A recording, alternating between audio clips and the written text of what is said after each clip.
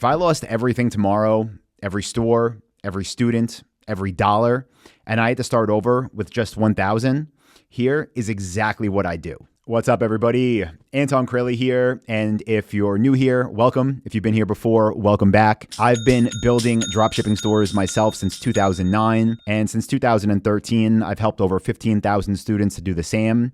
They've done tens of millions of dollars in sales, and my company, Dropship Lifestyle, is the only program to ever be voted best e-commerce course by Shopify.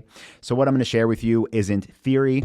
It is a proven framework, and it's exactly what I do if I was starting with $1,000 and a clean slate in 2026. And if you're brand new to dropshipping, or if you've tried it before and it didn't work, stick with me here, because what I'm about to share with you is not what most people teach. Before I walk you through my $1,000 plan, I want to be really clear about what type of dropshipping it is we do, because there are many different types out there, and to be honest, most of them don't work. The version most beginners try is find cheap products on AliExpress, build a Shopify store, or try to sell them on eBay or Facebook Marketplace, try to get traffic, and then eventually get sales for $10, $15, maybe $30, and then realize there's no money left over after they pay for the cost of goods, and especially after they pay for advertising. Now, this model is brutal, and I'm assuming a lot of people watching this right now might have tried it in the past, or at the very least, heard about it and got a bad feeling. And don't worry, that bad feeling is correct. Your intuition led you to the right place. What I do and what I teach is completely different. We sell high-ticket products from U.S. suppliers that are in stock in local warehouses. They ship to the customers typically within 24 hours, get delivered within 2 to 3 days, typically have an average order value of $1,000 or more. That results in a net profit per sale of $300 or more. And just so you know, most Dropship Lifestyle members aren't looking to build a 8-figure company. They're looking to get 1 or 2 sales a day and make $600 profit a day from a store that can be managed in maybe 30 minutes or so. So that's the model, and let's talk about how to build it with $1,000. The first thing that I do, and honestly, I can't stress this part enough, is choose the right niche. This is where a lot of beginners rush and then really do pay for it later. So when I'm looking for a niche, I want it to meet a few criteria. Obviously, I want it to be high ticket. I prefer an average order value of $1,000 or more. I want it to be something with low competition at the product level. I want it to be evergreen, meaning not seasonal or trending. I want it to sell week over week, month over month, year over year. So the work that I put into my business actually compounds over time. And I want it to be something where the customer has no brand loyalty, where they can care less about the name on the product.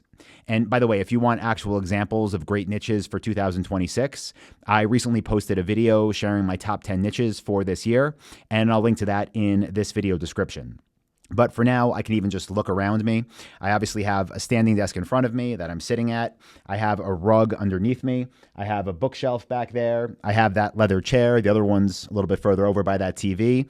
I spent, I think, $1,200 or $1,400 on each of them. So again, I'm not losing my knowledge here. I'm losing my money. So I could easily find opportunity all around me. I could sell horse saddles. I could sell home gym equipment. I could sell literally anything that meets that criteria I shared with you earlier. So for the purposes of this first store that I'm going to rebuild, knowing I want it to be high ticket, let's go with a high ticket niche that I know meets all that criteria perfectly. And let's say it's going to be Murphy beds. That's going to be my new business, how I'm going to rebuild. That's going to be store number 1. And I know it might seem like I kind of went through that quick, but that's because if I had this video be a full niche selection training, it would be over an hour long. If you want that, that's module 1 of Dropship Lifestyle X, so check it out there. So once I have my niche idea, next step is to do market research to make sure it actually meets my criteria. Now, I'm not going to go out there and use a bunch of expensive softwares if I'm starting with $1,000, and honestly, they're not necessary. I can get the data I need from literally Google.com and Google Shopping and Google Trends. But what I really want to check for this niche is, can I find at least 20 potential suppliers that I could reach out to sell on my store? And so many people get this wrong where they think, I'm just going to sell this one product or one product type. No, I know I want at least 20 brands, because let's say only half of them authorize me to sell their products on day one. If I find 20, I still have 10 brands. I still have all their products. I still have more than enough to build a profitable store. But let me actually do a screen share here and let's see if we could find 20 brands for Murphy Beds, my new store. So if you're not familiar with this website, it's wayfair.com. They're a multi-billion-dollar company that primarily dropships. So I'm using them for my initial research here. And I'm just going to search for Murphy Bed. Now, just know I'm not going to sell for this company or be related to them in any way. I just want to see how many brands I could find on their website for the Murphy Bed section. So I'm looking at that now, and I'm going to scroll down here in the sidebar. And what I'm going to do is look for the brand list. So here we have a brand list, and I'll tell you, Wayfair does private label a lot of products, but they're still drop shipping them, meaning we can sell for basically all of them also under the actual brand names. But looking down here, let's do a quick eyeball test. This is probably 30 brands listed right there. And then if I go into this brand drop down, let's see. Yeah, it's well above what we need. So I'm going to say good again, and you might think, Anton, can you really move that fast? And the truth is you can. Now, it doesn't mean that you should just pick one niche within, 2 minutes, but I have enough confidence now. And what I'm going to show you next is the store is going to cost me $1 a month for the first 3 months. So it's not like I'm putting a bunch of money into this thing when I'm first starting it. In fact, for me personally, if I was starting over with $1,000 budget, since I have the experience, again, I'm not losing that, I would most likely launch a network of stores together. But for you, I'd recommend starting with one if you're trying to replicate what it is we want to accomplish here. So it's time to build the store. But what does building a Shopify store, especially a high-ticket Shopify store, look like in terms of expenses in 2026? Well, there's expensive ways to do it, and there's inexpensive ways to do it. And being I only have $1,000, I'm going to do it the inexpensive way. So I'm going to sign up for my free Shopify trial. It's going to give me 3 days for free, and it's going to give me my first 90 days for $1 a month.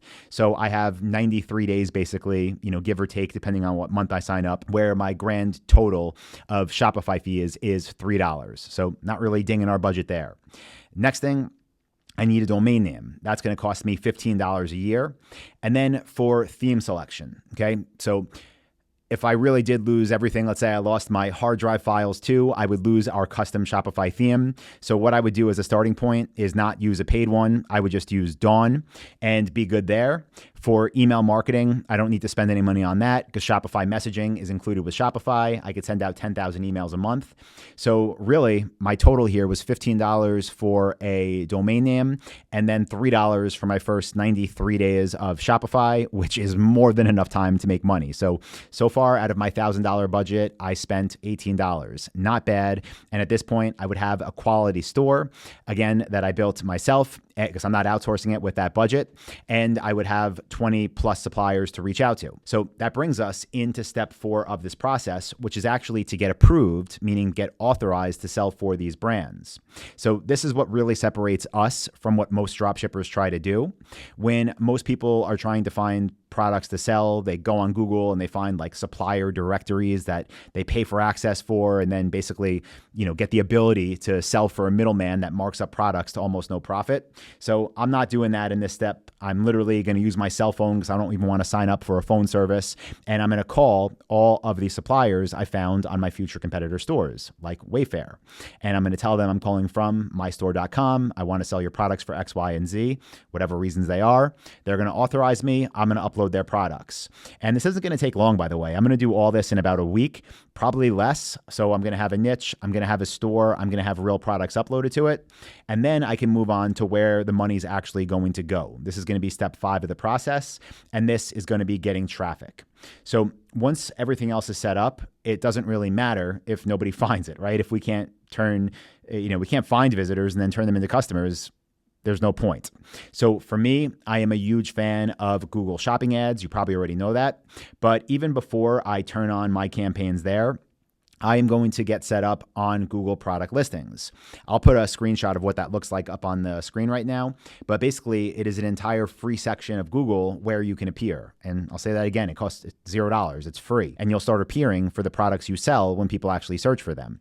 So I'm going to get that going first. and then I'm going to launch my first Google Shopping campaigns. So if you're following along, at this point, we have about $982 left in our budget.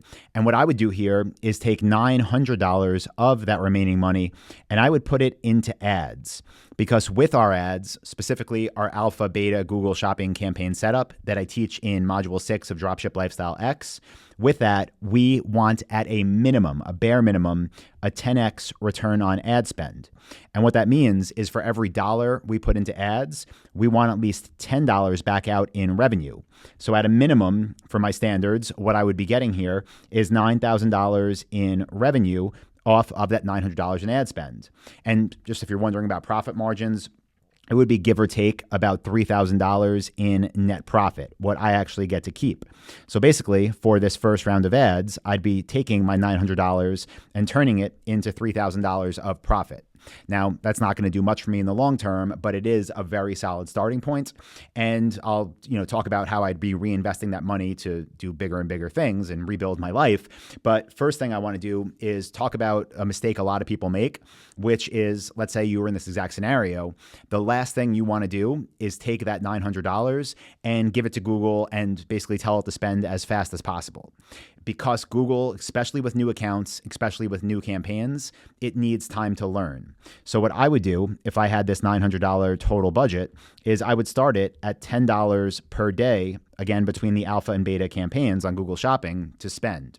That's going to give it literally, if I didn't up it, 3 months worth of budget at my $900 total budget.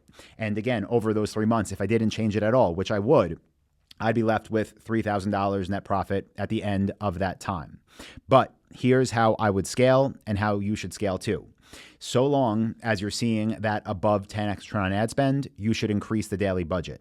Again, I'd probably be doing this within the first 2 to 3 weeks because that's usually when Google really learns and gives you data you need to make those scaling decisions on. But let's just say for some reason it wouldn't, but let's say it took me 3 months to learn this. Well, what would I do then once I had this $3,000 budget? I would take that and I would increase my ad spend. I would take that $3,000 and I would use that as my new monthly budget. So instead of spending $10 a day, $100 per day. Another way to say that, of course, is spending $3,000 per month on ads. Now that $3,000 a month on ads, what should that equate to? Again, at our minimum 10 extra on ad spend, that should equal $30,000 in revenue. And once I do this, that $30,000 in revenue should turn into about $10,000 in net profit. And again, we're not getting there overnight. We're getting there by scaling efficiently and only scaling when the return on ad spend is there. Now, I don't want this video to be too long, but one more thing that I'll mention is if I was actually starting with this $10 a day budget, I would not include all of the products from all of my suppliers on day one. Instead, what I'd be doing is reaching out to the suppliers I was authorized to sell for, asking them what their top selling SKUs are. And then in my alpha and beta campaigns on Google Shopping, I would only include those best sellers. So instead of having to test a whole bunch of different stuff, I'd have my money going towards what worked. So before I wrap this up, I want to share 3 mistakes that I really want you to avoid. I see beginners make them all the time. And again, if you're starting with probably $1,000 or so because you're watching this video, I don't want you to waste money doing something that's not going to work and then be starting with even less. So mistake number 1 is picking a niche that is too broad. Going back to the beginning of this video, I said I would build a Murphy bed store. That is a specific niche. It's not, a little broader. It's not bedroom furniture. It's not even broader than that, home furniture. It's not even broader than that, home goods, any type. Because the broader we go, the lower our conversion rates get. And that makes return on ad spend shrink. And if your return on ad spend is too low, you can't scale. So you want to be niche specific in what you try to sell. And that doesn't mean sell one product or for one supplier. It means you want to pick one niche and have the goal of becoming the authority or one of the authority stores for that niche. It's going to make your return on ad spend much higher. It's going to give you a much more solid business, and it's going to give you a real chance to compete. Picture it this way. If I built a Murphy bed store, I'd probably be competing with a handful of legitimate websites that specialize in that rather than trying to compete with Wayfair selling all things home. Mistake number 2 is giving up on supplier approvals too fast. Now, Supplier approvals, it's an ongoing thing. One of the reasons I recommend finding at least 20 brands you could sell for is because most likely maybe half of them or so will approve you in the beginning. The rest will say, come back to us once you have X amount of traffic or X amount of revenue, and that's totally normal. But the mistake I don't want you to make is build your store and then start contacting brands, get some no's, and think this isn't going to work and give up. It won't work if you do give up, right? You have to be persistent. You have to actually talk to these people. They do want to work with legitimate stores that are going to bring them revenue. And it's your job as the business owner to get through to the decision maker and get those authorizations. So please don't slack on that and don't give up before you actually get the approvals that are going to make all the difference. Now, mistake number 3, I did allude to this earlier, but it's spending way too much money on ads too fast. Even now, when I build a store without having lost everything, I still start with small budgets. Now, I start with about $30 a day, but for, somebody new, again, $10 a day. If I only had $1,000, $10 a day is what I do. People get excited. They want to see huge revenue numbers fast. But again, Google, its algorithms needs time to learn. So even though you have big goals, that's great. You're going to have a much better chance of getting to your goals and not burning a bunch of cash if you start with a smaller daily budget. All right, so that's my $1,000 plan, guys. Between niche selection, market research, web design, supplier approvals, and getting traffic, that is exactly what I would do if I only had $1,000 to get started. And if you want to build your own store that can generate 1 or 2 sales a day, if you implement this, you have a good shot at doing that. And if you're selling products with an average order value of $1,000 or more, you have a good chance of making $300 or more in net profit per sale. Now, this is the starting point. If you want my full system in Dropship Lifestyle X and XA, be sure you go to my website, dropshiplifestyle.com, where you can learn more. And with that being said, I will see you in the next video. Thank you, everybody.